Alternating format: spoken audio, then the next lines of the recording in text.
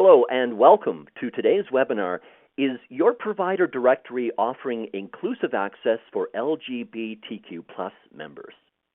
Before we get started, I'd like to review a few housekeeping details. Today's webinar is being recorded, and an online archive of today's event will be available within 1 to 2 business days.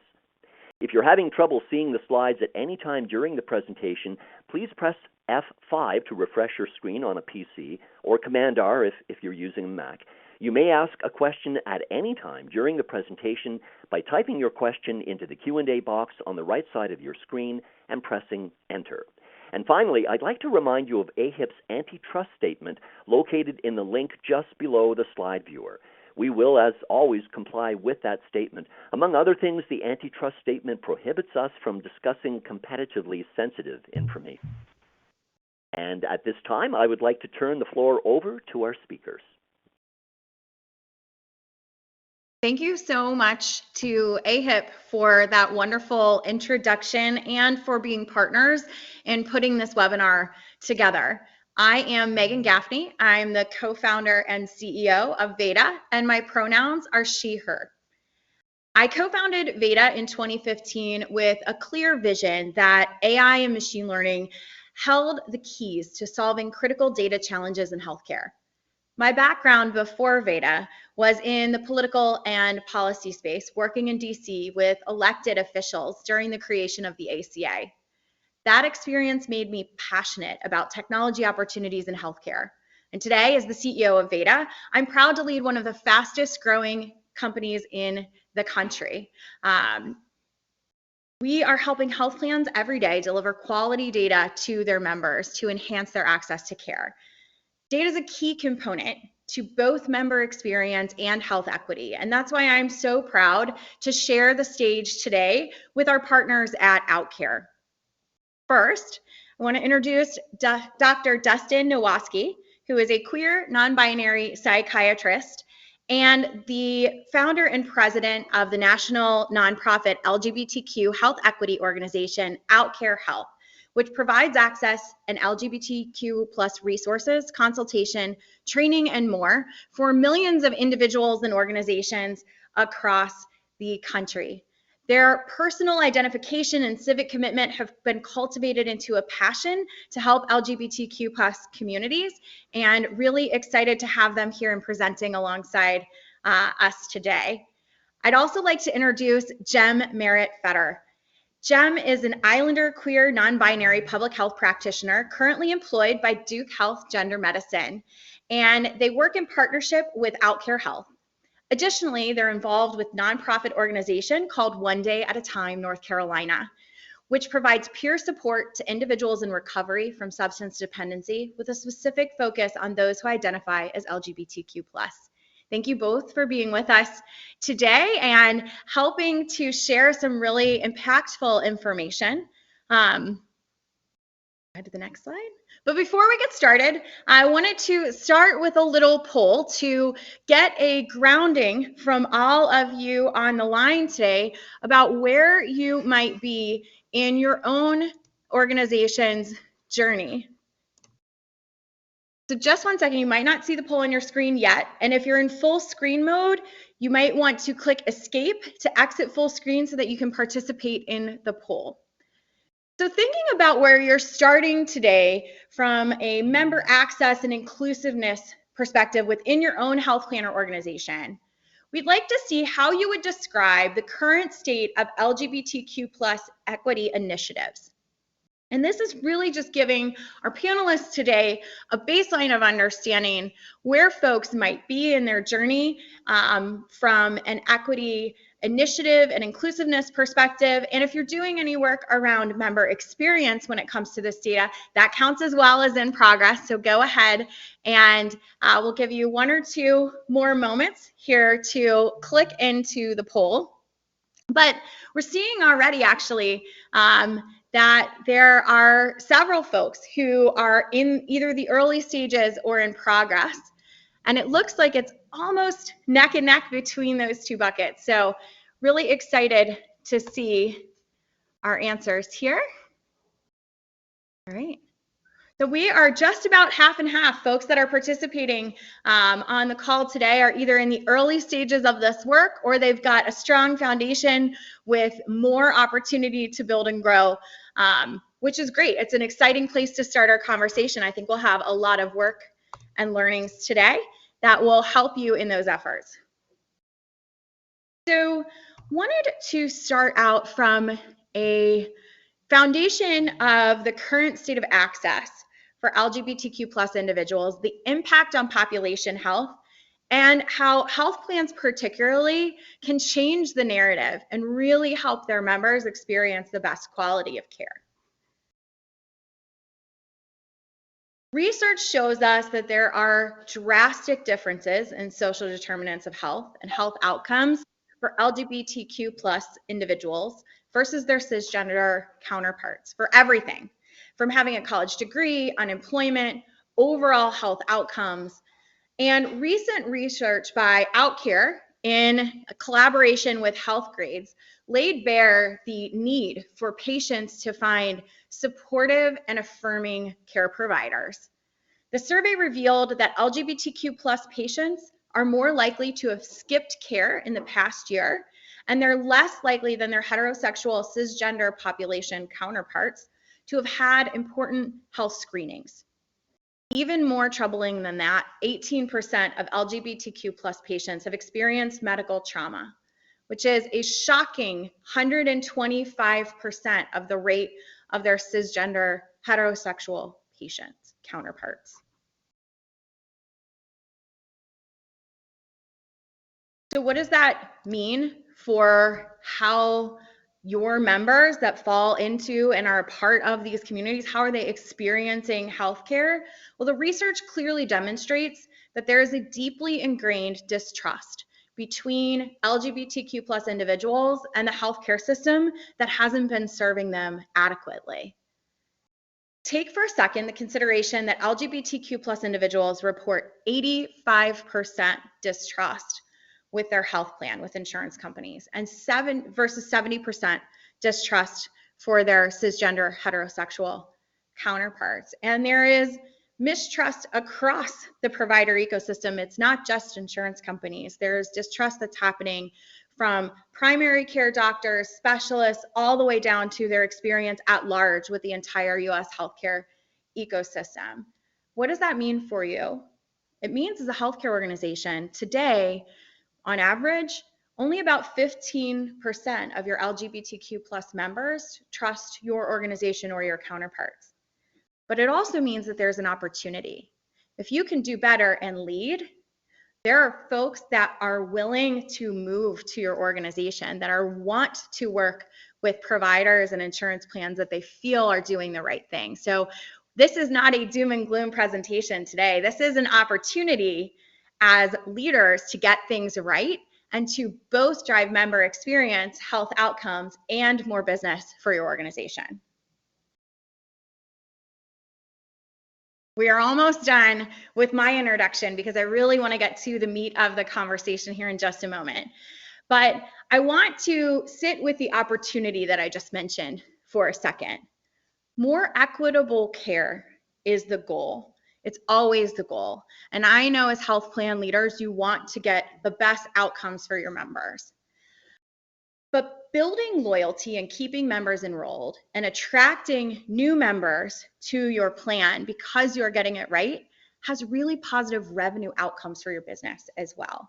Both lowering disenrollment rates, keeping loyalty with the members that you do have, and also attracting members into your health plan because they know it's a place where they can access affirming care. And so that's what we're really here to talk about today is how can we get it right? And with that, we want to talk for just a moment about how health plans work with us in their active search for this information and data on affirming care providers. We know health plans need accurate, inclusive provider data across all aspects of their healthcare provider directory. But we want to dig in a little bit, and I'm going to pass the microphone over to Jem in just a moment so they can walk you through the how. We know the why, we know it can drive business outcomes. Now we can talk about how do we actually do that as partners in this work. So with that, I will let Jem take the microphone. Thank you, Megan, so much. I'm really thankful to be here and just to share some of my experiences as a public health practitioner, specifically working with gender affirming care patients. Inclusion is so important. This is a growing area in healthcare. I spend every single day having the same conversations with my patients, and usually it's why. Why can't I get this information? Why I didn't know about this information? And that's really important. It's really important to understand that the mental health rate, the disparity when it comes to LGBTQ patients is higher, is 8 times higher than the cisgender community. And I know we said this is not a doom and gloom, but I do want to share something that really impacted me, my colleagues, and the work that we do. We had a patient come in who was looking for mental health care. They were very stressed. They called their insurance company and they basically just kind of, they exhausted all options. They didn't know where to look. And a couple weeks after that patient's appointment, unfortunately, we found out that patient had passed away due to their mental health struggles. So when we talk about this inclusion, it's really important to understand the influence that we all have together collaborating in this importance of inclusion. So with that being said, I'm going to go ahead and move to the next slide. And I'm going to use myself as an example here. So as you guys can see, I have green hair. I am very femme presenting to most, and having this conversation could be a little bit difficult because if we're looking at the slide that has our little wonderful genderbread man on there, so my sex assigned at birth is female, my orientation is queer, and my gender identity is non-binary. So usually this can be a little bit difficult, and I think because we think too much into it, if that makes any sense. I spend a lot of the time educating different providers, from doctors to social workers to phlebotomists, just to try to understand the difference between the sex, the orientation, and the identity. It's super important to know that those are different things. And personally, I love having this little genderbread man taped in my clinics, just so when it gets difficult, when we start overthinking, we can just look at this cute little guy and say, okay, here we are. And yeah, I want to move on to the next slide. We're going to talk about terminology. So this changes every single day. And again, I like to have things like this taped up into clinics, taped up into my personal spaces. So when I do have those questions, I can ask. I think a big concern that a lot of people have is like, should I ask? Is it rude to ask these questions? Me personally, I love when people ask me, hey, what are your pronouns? What's your, what term do you go by? And it's really important to know, like, there's so many different things on this list, but they all mean different things. And not everybody's going to identify as non-binary. They may be queer, but they don't identify as non-binary. So it's also important to understand that as well. Again, I'm going to use myself as an example, looking at this list, and I am queer and non-binary. So sometimes it could, like I said, it could be a little bit difficult, but it's just important to understand that it's okay to ask questions. It's okay to make mistakes, and also keep yourself aware of these terms that are changing every day. So our next slide, building, being inclusive. So this is something that's really important to me, and I cannot stress this enough as an educator when it comes to LGBTQ care. You're going to make mistakes. It's okay. Things are constant, like I said, they're constantly changing. But at the same time, it's important to be aware of this mistake. Don't just shrug it off. If you use the wrong term or you misgender somebody, it's really important to apologize and say, hey, I'm sorry. What is more comfortable for you in this environment? Or how would you prefer, to be addressed? We're not saying things like the gay community, because this is a very broad community and not everybody identifies as gay. So it's really important to understand that when we're talking to patients, whether it's over the phone, whether it's in person, colleagues, friends, to understand and build that inclusivity.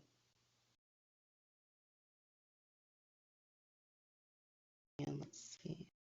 Improving communication. So this is so huge. If anybody knows me personally, whenever I introduce myself, I go straight into my pronouns. That way we just go ahead and get it out of the way.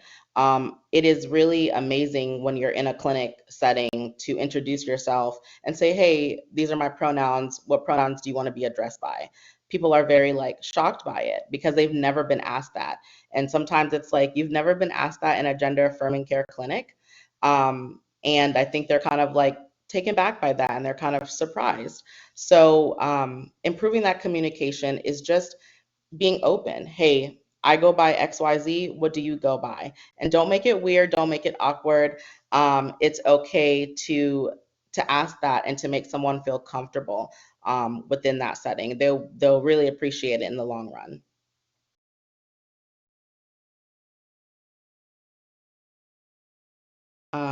And then we're going to talk about also aggressions. I feel like the best way for me to address this is just to think of like, I hate to say this, but old school thinking. My parents are in their 80s and they back like in their time, like this was like okay to say things like homosexuals. Knowing now we don't use terms like that. And it, like I said, it's okay because we're all learning, we're all moving forward, but understanding that these sometimes can be taken very offensively to some people. Asking someone something like, what's it like being gay, or what's your dynamic like? Those are uncomfortable conversations, and they can be taken as very aggressive when it comes to this setting. So again, like one of the most important things, just creating a welcome environment. Nobody is perfect. Nobody is expecting any of us to be perfect, but be intentional, be kind, and be humane when it comes to dealing with sensitive patients, such as gender affirming care patients. Myself, I also see a provider, and I'm very thankful that throughout my transition as a non-binary person, I've just had people ask questions. They've been very open, and I've been very open. So if you ever encounter a time where someone may seem a little bit apprehensive or just not willing to talk to you, I want you to refer back to that first slide when it comes to the stigma and inclusion of what it's been like over the last couple of years for patients who are seeking gender affirming care.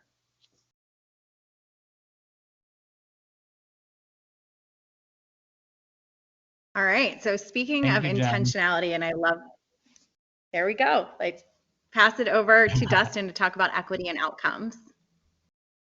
Thank you, Megan. Yeah, and I just want to give a big shout out to Jen. Thank you so much for that foundation of knowledge, but also your vulnerability. I think it's a lot of industries, including healthcare, can be much, much better at being vulnerable. That's how change is created and how conversations are started. So thank you so much for that. So yeah, thank you for having me, AHEP. I'm very excited to be here. I have a lot of insights and perspectives. I've been doing this now for 10 years. So I try my best to provide as many perspectives that I hold currently, which is an LGBTQ plus person myself, a patient, but also an LGBTQ plus affirming provider, and then someone who also leads an international nonprofit organization. So there's a lot of tips and insights that we've collected along the way, and I'm very excited to share that with all of you today. Next slide, please.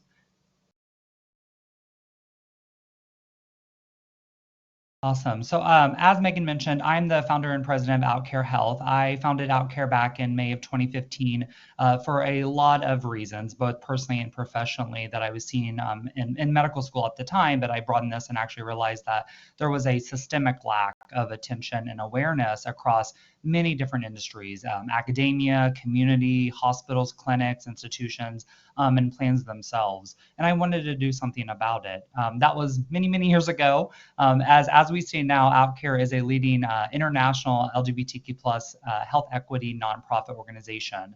We're dedicated to promoting health equity for LGBTQ plus communities worldwide. Our mission is to empower LGBTQ plus people with as much information, resources, support, and services as possible. We have this ultimate vision to create a world where every LGBTQ plus person has access to quality information and healthcare, and they feel empowered to live their healthiest, most authentic lives. Given what you've heard today so far regarding the complexity of LGBTQ plus care disparities, there is a lot of gap and opportunity for changes. I do recognize at the same time it is very challenging to find meaningful, tangible, affirming solutions that resonate with systems such as plans, but most importantly, solutions that are accurate and they are valuable for LGBTQ plus communities themselves. Which is very, very important. Sometimes we create work that we think is going to be magnificent and it's going to like change the world, and then it actually falls very short because it doesn't mean anything for the communities themselves. So today I want to share with you some perspectives and insights that we've collected over nearly 10 years in ways your organizations can start to make positive changes and impacts on the health outcomes of LGBTQ plus members. Next slide, please. And there are many ways to improve LGBTQ plus health outcomes. While all these bullets that you see here, we're about to talk about them, they are selectively important, but they absolutely should not occur in isolation, which is often the case that I see when working with DE&I efforts, that sometimes we'll nitpick or we'll use one of these perspectives to create a solution or an impactful initiative, but it is not interconnected. There's no intersectionality. There's no meaning behind it. And so again, it often can fall short. I do recognize, though, that most plans have the platform and the infrastructure to start an LGBTQ plus journey. They just may not know how.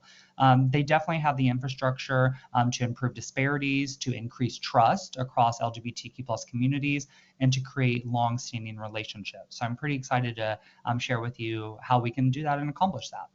Next slide, please. Awesome. So I think we can all recognize education and awareness goes very, very far, both internally for staff and externally for members. However, we often see that the information, it's not delivered in affirming ways. We often see that there's no affirming language, communication, and it's often not typically delivered by LGBTQ plus people themselves with the actual lived experience of experiencing stigma, discrimination, non-affirming communication and language. We've worked with several industries, including plans that are currently using outdated and sometimes even discriminatory language and communication and branding. And they had no idea until we came in and helped them in their ecosystem to understand what was going on and how they were perpetuating biases. And so through OutCare, we provide a lot of LGBTQ plus education, training, consultation across several touch points for staff members, for providers, for members, for administration, as well as leadership. We deliver live trainings and talks, as well as on-demand educational platforms as well. Next slide, please.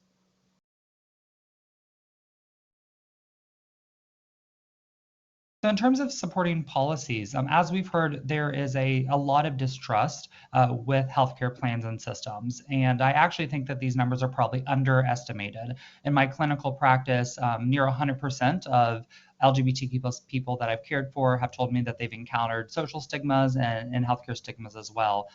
It is a very, very high percentage, much, much more than the data is showing us currently.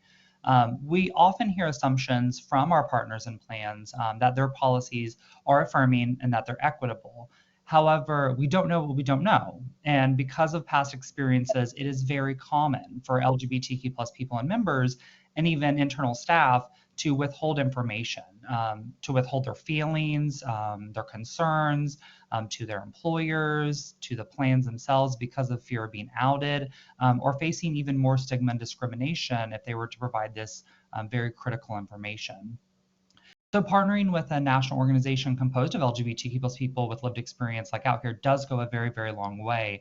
And we've seen a lot more building of trust when we've worked with plans because they're working with a nonprofit and international organization with LGBTQ plus people that are leading the charge.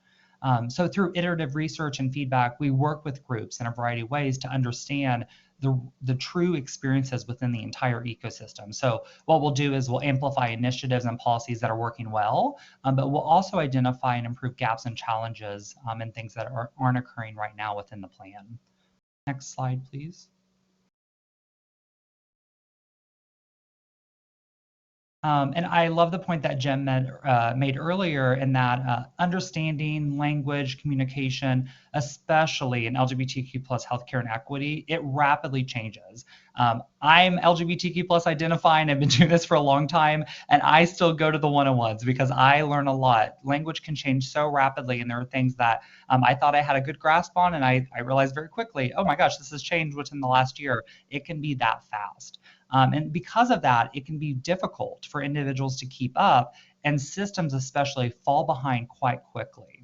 Also, many systems do not have the tools necessary to provide a comprehensive toolbox for their LGBTQ plus members for support and well-being. So through OutCare, all of our information, our resources, our programming, it is all originally sourced, which is very critical. We as LGBTQ plus people, we've designed and we've executed and we've iterated everything that we do. So we work with plans on all these initiatives, which includes an affirming healthcare provider directory, which I'm very excited to talk about in a moment, a community resource database, specific care navigation, a mentorship program, support groups, webinar series, community building events, education research blogs. I'm probably forgetting 5 or 10 other things that my team is going to be mad at me about, but we're doing a lot at LGBTQ plus spaces. Next slide, please.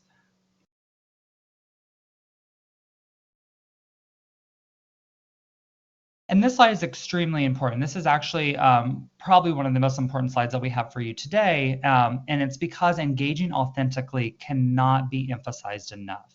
What I have found is a lot of plans will come up with a lot of great initiatives on paper, but they do not know how to authentically communicate within the communities or get feedback from them on if it makes sense, if it's accurate, if it's informative. And as I said, I've seen numerous initiatives on paper, but the execution and the response often can fail very miserably. And that's because LGBTQ plus people are wary of industries, and they will push back more than they ever have if something looks and it feels performative. We see this all the time during Pride Month with the now very common dialogue of companies, quote, rainbow washing, which is essentially putting a rainbow flag, putting the iconography over a logo or on branding, on websites without the true, genuine commitment for LGBTQ plus care and equity. We also see many industries asking for a substantial amount of work from their LGBTQ plus employee resource groups. And I think these requests come from a place of genuine and wanting to change, but the requests are often outside of the employee's scope of work and experience.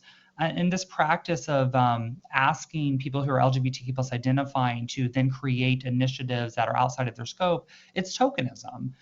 Employee resource groups, they're not DE&I offices, and they do not represent entire communities, and they shouldn't be expected to. So instead, a much better approach is to partner with groups like OutCare that are actually out in the communities doing the work and understanding the microcultures, but also the macrocultures of what's going on in terms of LGBTQ plus equity. But so that our work spreads organically and resonates with LGBTQ plus communities, it's very, very important to us to have national and international representation. So we are composed of a nationwide staff. We have a national board, we have state-specific teams and representatives, and we also have hundreds and hundreds of volunteers across the world. And with that, it's absolutely critical, and I cannot emphasize this enough, to partner with groups doing, living, and breathing the work. Many of our collaborations have come from industries and plans that have felt pressured because they've received a lot of negative feedback, and have heard of negative scenarios from patients, from members, from clients, from employees. A very negative, sometimes very striking experiences and people speaking out about it.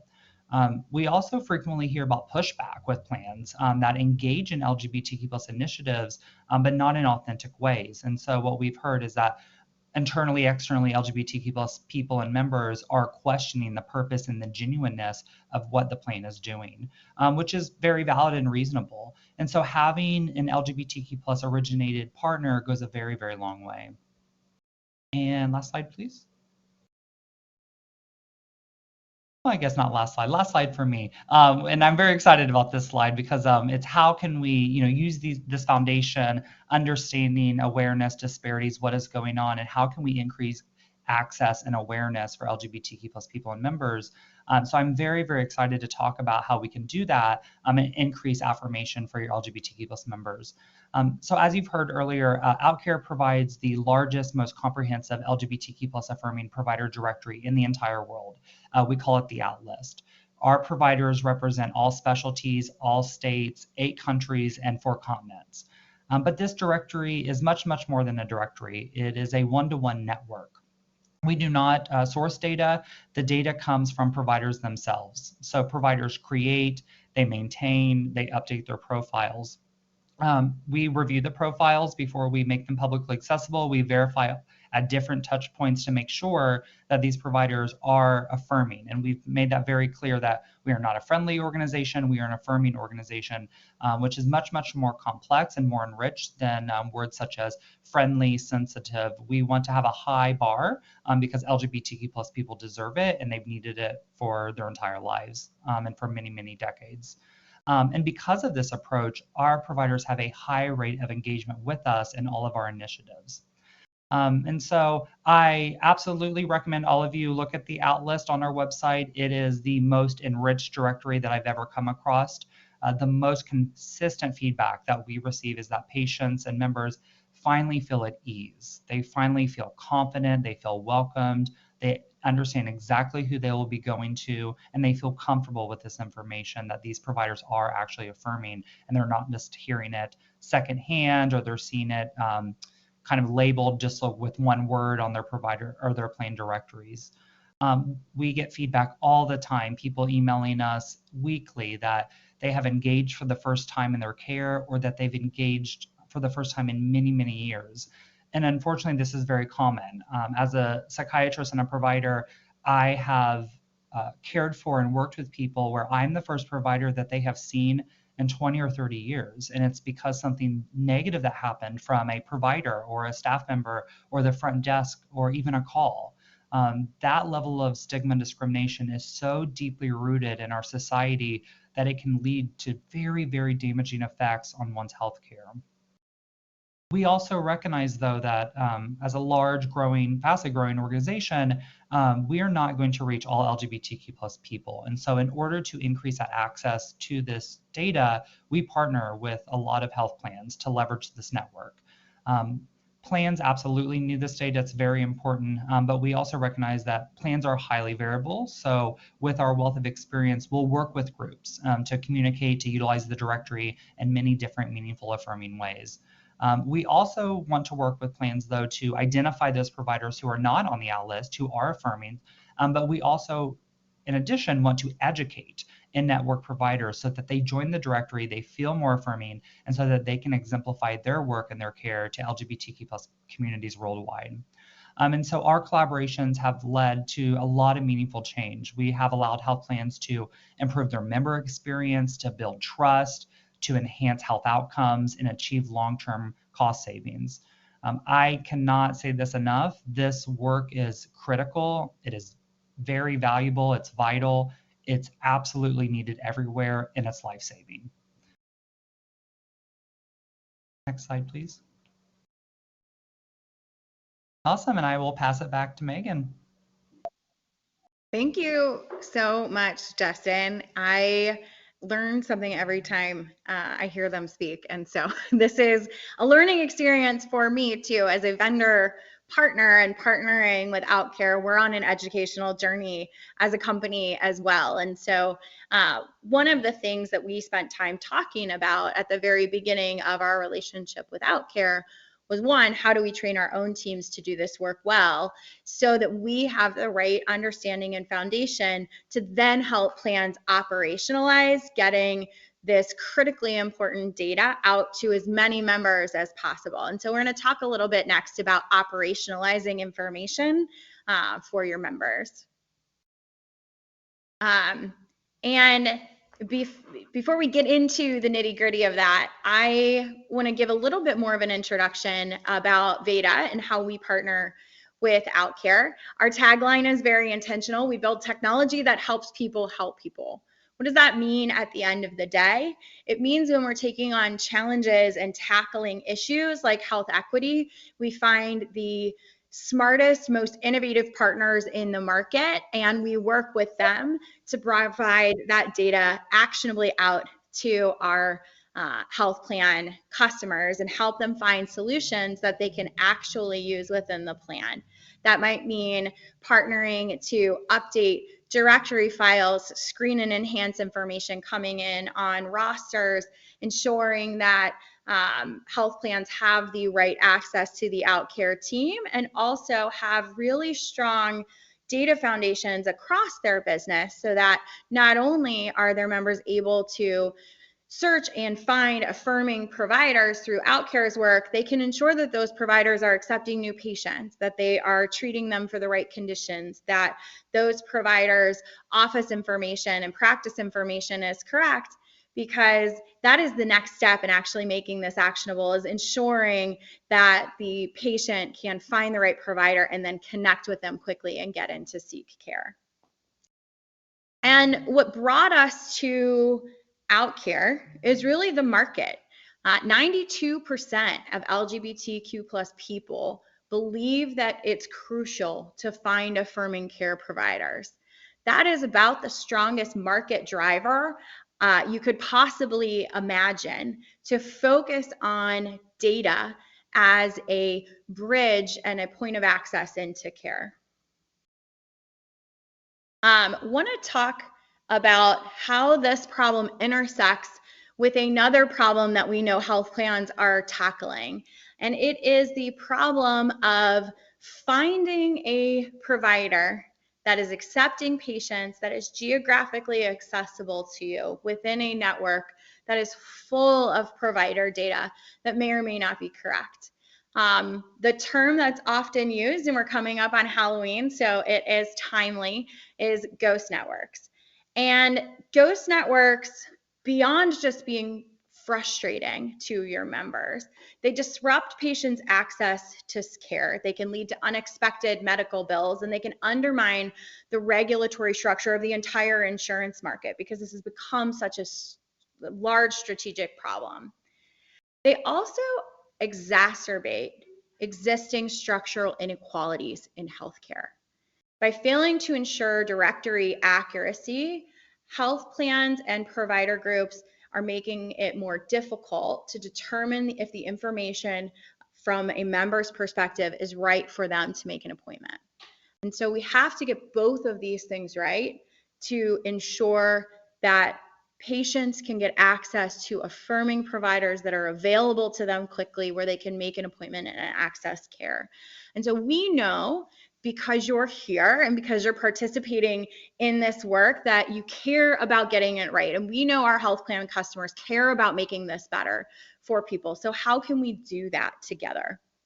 We're going to focus on what members need from a provider data perspective to feel like they have access to care that's right for them.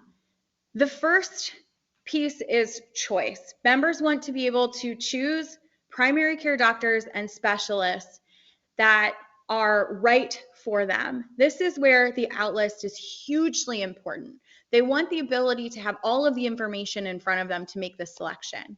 Plan participation, how fast they're accepting new patients, what specialties and conditions they are experts in, and if they're trained in being an affirming provider. All of those data points really layer in to patients feeling like they have a choice in their own care and they can direct themselves to a provider that's right for them. The second is accuracy.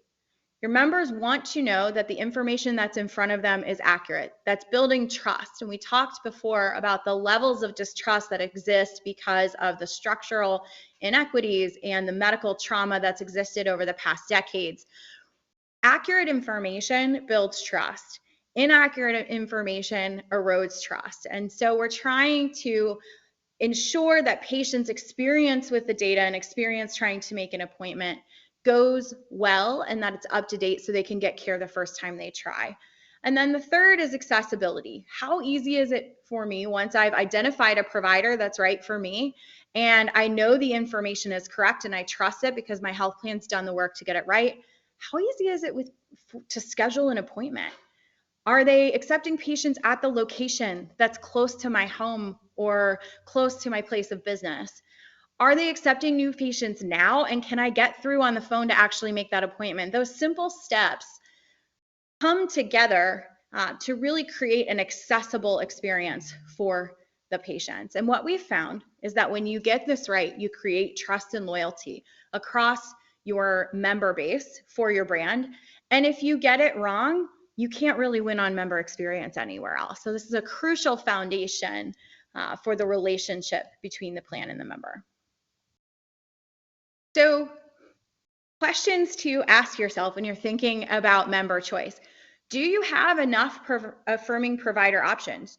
Do you even know how many affirming providers you have in your network or your geography? We can help you figure that out. And so it's an important question to ask.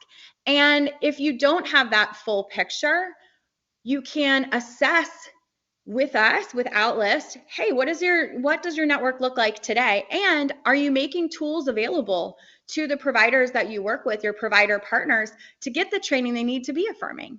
Because just because those gaps exist today doesn't mean they have to in the future. There are things that you can do to activate your own provider base and your provider partners to become trained affirming providers.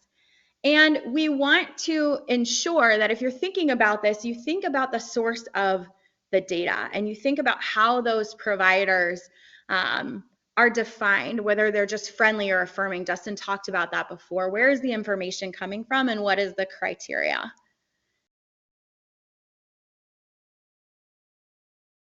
I keep talking about trust, but it is critical, and it's critical both from a consumer perspective and from the patient perspective, right? Because particularly in Medicare and Medicare Advantage and Medicaid, consumers have choice in many, many markets. And so their level of trust in your brand is an important decision in whether they're going to continue to enroll. So how much trust do your members have in your provider information today? Your LGBTQ plus members and parents of LGBTQ plus kids, they need the assurance that the directory information that they're accessing is accurate and up to date every time they're using it. And some of the things you can do to ensure that are mapping your members' journey, really understand what's working for them, what's not. Talk to your call center teams. How many times are you getting calls with questions? And can your call center teams answer those questions? Do they have the tools that they need? Focus on fixing the critical data points that are keeping your members from accessing care. Screen your data, find out how accurate is our accepting new patients, our provider at location, how accurate are our phone numbers? Because you need to have both pieces of this core information and the affirming network information right to truly get access for your members. And then find partners to work with who deliver on both accuracy and the robustness of this information so that it's usable at the end of the day and your members can access the care that they need. And that's what it's all about. It's about access to care at the moment that you need it. So complete and accurate information that goes beyond compliance benchmarks to ensure that members can use the information to make an appointment with an affirming provider. Putting yourself in your members' shoes will keep you ahead of the regulatory environment, and it will put you in a winning position with the members that are building trust with your brand. And keeping network adequacy top of mind, making sure that you both have accurate number of providers and enough for the populations that you're serving. You can't trade one or the other. You have to do both, but there are things that you can action on to ensure, again, that if you don't have enough affirming providers today, you can invite your provider community in to become trained affirming providers alongside your organization. So now we get to move to my favorite part, which is the discussion. We have a couple questions that are coming in, but want to make sure that everyone knows that you can ask questions. You can type them in and we will moderate them here. I'll bring them forward. We've got a few that started already, but please go ahead and send more as we move forward. So I'm going to actually start with a question for Jem.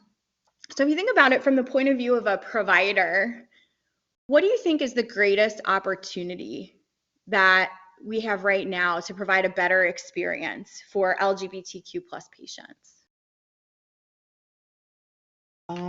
Great question. I think just being open to collaborating with your patients, and I know that may sound like a really weird concept, but one of the things that I do when I meet patients is we just talk. I like to take like 5 to 10 minutes just to get to know this person. I want them to get to know me. Like Dustin said earlier, it's all about being vulnerable. And it's okay to do that in this healthcare setting. I think that we are so focused on not breaking any like policies and procedures, but again, this is a face-to-face interaction. You're getting to know different people, and they're amazing people. Also, the same thing as collaborating with LGBTQ educators in your community. One of the things that I've been pushing with my own practice is reaching out to the LGBTQ centers in the area. There's so much to learn from them, and there's so much information they have regarding the patients and the things that they want to see in their practice, because everyone deserves access to healthcare. So, like I said, just being able to collaborate and being open to that. That's great. That's great advice. In those conversations, we actually have another question that came in that I will throw to Dustin. Is LGBTQ plus affirming the most desired label for LGBTQ plus friendly providers? Oh, yeah, that's a great question. Thanks, Megan. Yeah, I mean, I think right now, that's the language that we use throughout care. To be, very honest and transparent, as we mentioned earlier, language and communication evolves very, very rapidly. And so sometimes I find that while some language may have been affirming and may have been empowering for LGBTQ plus people at some point in time, that can change. And it's okay for it to change. What ends up happening, though, is that the system itself can't keep up because it's so large. And it's interconnected with a lot of other policies and systems as well. And so that's why it's very critical, as I mentioned earlier, to have a partner that's nested in the communities that understands these shifts and can be ahead of them. But it's a great question. We use affirming because we want to have a descriptor, we want to have a label, a term, a phrase, however you want to call it, so that it's meaningful, that it makes sense for LGBTQ plus people, that it's descriptive, but also this idea that it's dynamic and that it's not just a stagnant touch point that means one thing. So, for instance, some industries will use LGBTQ plus friendly. I've never liked that. As someone who's a young provider, when I joined, I thought, aren't all providers friendly? We know that's not the case, but ideally, right, that most providers should be friendly, or they'll either get fired or they'll lose business.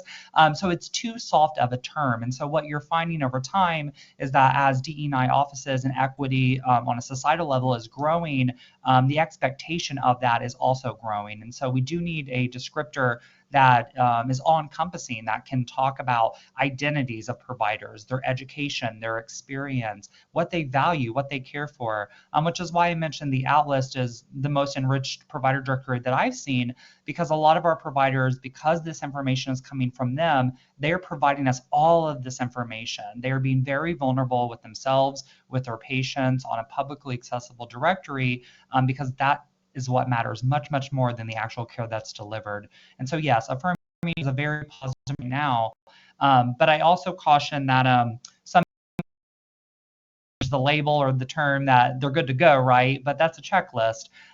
You actually have to show and prove that you understand that term and that it's genuine for your industry and it's genuine for your members. And so again, some members will push back to say, you're using this term, you're using the rainbow flag, but do you really mean it? And so if you do decide to make these changes, I would absolutely highly recommend you better have an organization in your back pocket that can back you up to make sure that you can actually prove that the language and the iconography and the branding and the communication that you're using actually resonates and it is coming from a genuine place.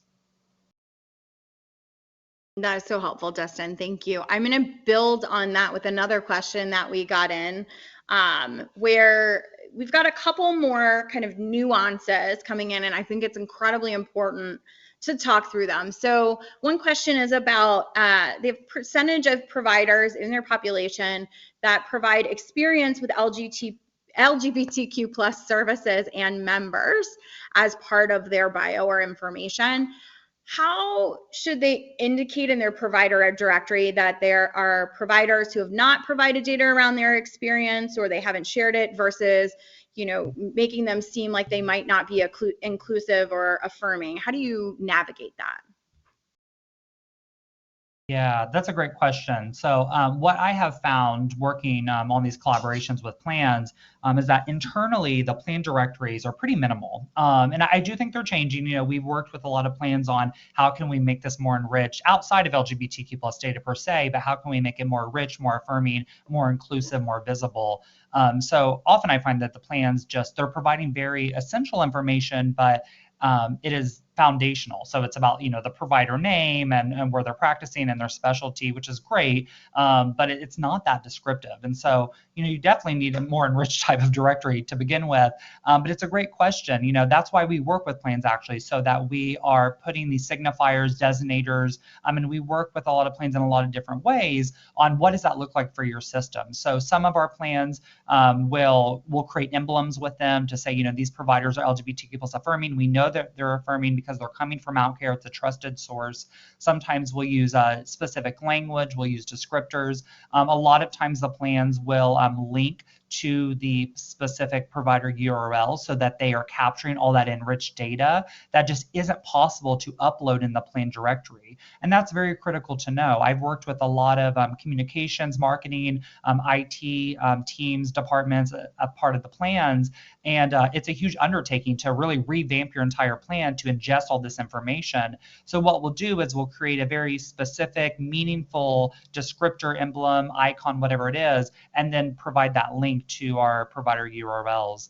But it's a good question also, because if you don't have these descriptors, then by definition, LGBTQ plus people, because they're looking for it, they're going to assume that your providers are not inclusive, that they're not affirming, and that will probably lead them not to engage in care. So these little touch points, the emblem, the collaboration with OutCare, the meaningful dialogue, and the description goes a very, very long way. But we also recognize that, we're not capturing all the affirming providers. So that's why we will jump into the ecosystem itself to say, how can we communicate about the directory? Why is it meaningful? How do we activate your provider networks, get them on the list so that data then goes back to you? But then also, what about the other 90%, 95% of your ecosystem and your providers that have never received any training? The data is dismal, very, very dismal. Current medical education is delivering about 1 to 2 hours a year on LGBTQ plus topics. The data that we have from OutCare and what we have done has actually shown that providers need anywhere in the range of 35, but probably close to 50 hours of LGBTQ plus education before they feel affirming. So imagine all of your providers in your network that have never received any education at all. So that's where we come in to say, we have a starting point, which is our directory, but the longitudinal journey is to train your entire system so that one day you can fully confidently say 100% of our providers are affirming. We don't need these designators anymore. We're a very, very long way from then. So right now this helps, but we will get you to that end journey. Yeah, I love that, Dustin. And just a plug too, IT systems and how do you store the data and where, what kind of designators you need. This is one of the reasons we love partnering with OutCare, because we do a lot of that work on the back end, is working with the IT teams, working with data structures to figure out how can we operationalize this information. If you decide you need more than one designator or different designators to be held in your databases, we can help make sure that it's not an operational barrier to success. And so it's a partner of the expertise and the operational excellence to be able to come together to bring this to fruition for your members. We have a couple more questions, and Jem, maybe you can take this one. In provider directories, how should we think about distinguishing between competent or affirming and LGBTQ plus care and a member of the LGBTQ plus community? This question says they found that their members are much more interested in the latter, but providers are much less comfortable, totally understandable in our current environment, providing that information. How would you think about that, Jem? I'm sorry, can you repeat the first part again?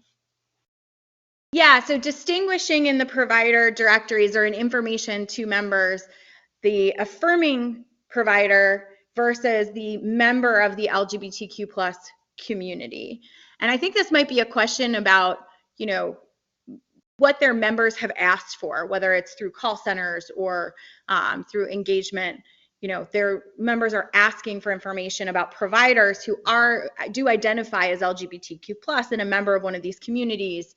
How should we think about that, either Dustin or Jim? Dustin, do you want to take that one? I think. Yeah, I mean, I'm happy to, Jim. I know as queer and non-binary providers, I know that we're very wary of the information that we provide. I'm out to all my patients in the industries that I work with, but I will say, to Megan's point, there is a lot of anti-LGBTQ+ legislation now more than ever, and so a lot of providers who were out publicly, socially, politically, are now kind of unfortunately regressing and going back in the closet because of fear of their safety. And so the question about what do LGBTQ+ people care about? Well, they do care about affirming providers, and cis heterosexual providers absolutely can be affirming. But what we have found in general in healthcare is that we are shifting to a patient-centered and identity-based type of care, in that people are asking, not just LGBTQ+, but everyone is asking for providers that have lived experience such as themselves. It is much more meaningful. I can't tell you how often I'm interacting with LGBTQ+ people, and we're going way off script professionally because we're talking about LGBTQ+ cultures, we're not talking about medicine, and I realized very quickly that that is so much more impactful than just talking about this very transactional thing, which is medicine. So it is very critical, and we're seeing a lot more people ask for identity more and above beyond everything else. I have seen a lot of patients that will forego their insurance, will even cancel their insurance because they would rather go to providers that have lived experience and match their identities. So through our directory, we do collect identity information. We collect a lot of demographic variables, and we allow the providers to make that publicly accessible or not. And what we have found is actually it's a blend. We have a lot of people that feel very comfortable that will say, yes, please post my sexual orientation, my gender identity, race, ethnicity. A lot of providers that will not at this point in time. And we have some providers that historically did 3 to 5 years ago, and then actually changed that setting because of what's going on in this country. So identity information goes a very long way. What I have found is that providers often do not want to provide identity information to big industries because the question is, what are you going to do with it? Why do you want to know it? We have a much higher rate of engagement with providers because we are a nonprofit, because we're in community, because we are provider founded and led, that they feel absolutely much more comfortable providing this their identities and identifications. Speaking of community, Dustin, I've got one rapid fire question and then one more from the audience that I want to get in. So how many providers are in the OutCare directory today, and how is it growing? Talk to us about the growth that you've seen in the last few months. Yeah, absolutely. Great question. So at one point in time, back in 2015, it was like 3 providers a month, and we are growing very, very rapidly. So we are over 4,000. Actually, we were using the dialogue that we are over 4,000 5 days ago, and now we're at 4,100. So we are growing very, very rapidly. We are seeing exponential growth every single month, and it's because we are working with plans. We're getting into the ecosystems. We're talking about the directory. We're really using all those touch points to actually identify those providers who have been delivering affirming care in meaningful ways. And so our directory is very, very rapidly growing across, especially the last 6 months. Okay, I am excited for this question because we've got a slide that we missed earlier that we actually got to go to, and then we will wrap it up here in the last minute or so. So if you have any other questions, let me know. How do you engage health plan leadership outside of DE&I to make investments in initiatives like this? Well, I love this question, and I'm happy to speak to it because I think about this, again, patients are consumers. And there are 35 to 40 million LGBTQ+ identifying people in the US today, and 30% of Gen Z or more and growing are identifying as part of these communities. And so that consumer influence is massive. It's over $200 billion healthcare dollars every year. If you're not speaking to this audience and you're not delivering the kind of care that's meaningful and brand building to these members, somebody else is going to do it. And so being able to be a leader and being able to quantify the business reason to do the right thing for your members. It's always a challenge to put numbers behind it, but we're going to send out and make these things available for attendees after the meeting. And so use this slide.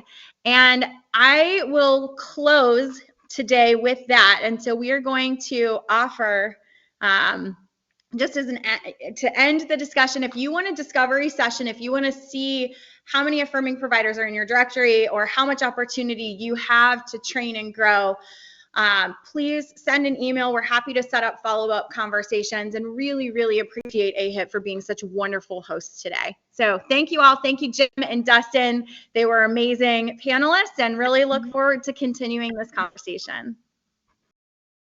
All right. Well, first of all, to Thank our you. speakers, thank you for a great presentation, for sharing your thoughts, your insights, and fielding these questions for us. We'd like to thank our audience as well for participating in today's webinar. And that does conclude today's presentation. Thank you once again, and enjoy the rest of your day.